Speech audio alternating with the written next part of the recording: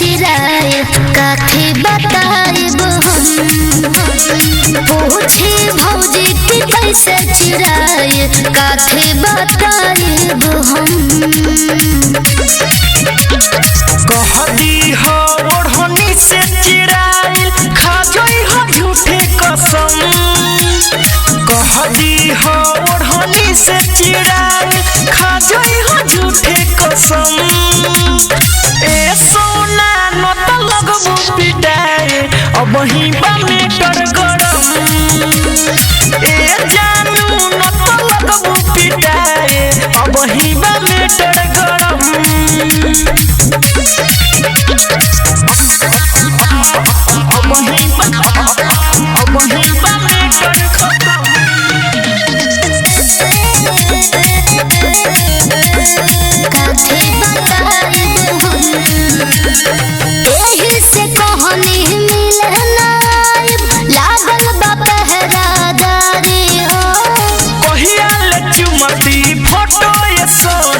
मनवा के रखती मारी हो बोला एही से कहनी मिले नाई लागल बा पहरादारी हो।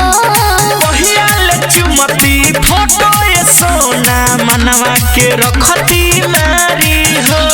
देखली हित जदि भाई तो गोली मारी के कर दित खत्म।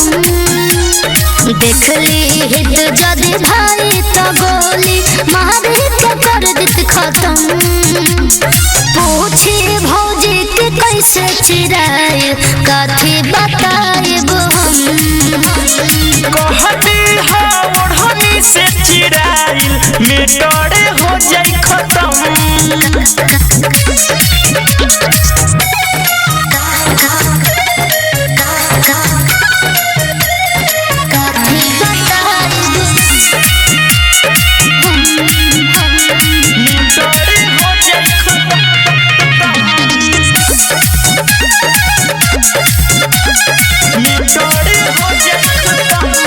लइका खोजाता शादी के हमरा हालत बादे में जो हो।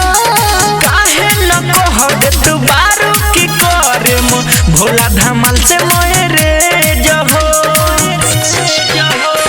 लइका खोजाता शादी के हमरा हालत बादे में जो हो। काहे न कहत बारू की करबू सुजीत सुल्तान से मोरे जहो। मनी है न पापाई बतिया बढ़ जाई और सितम। मनी है न पापाई बतिया बढ़ जाई और सितम।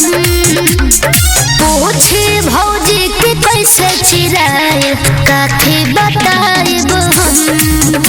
अरे कहती हो ओढ़नी से चिराइल मेटरे हो जाई खत्म।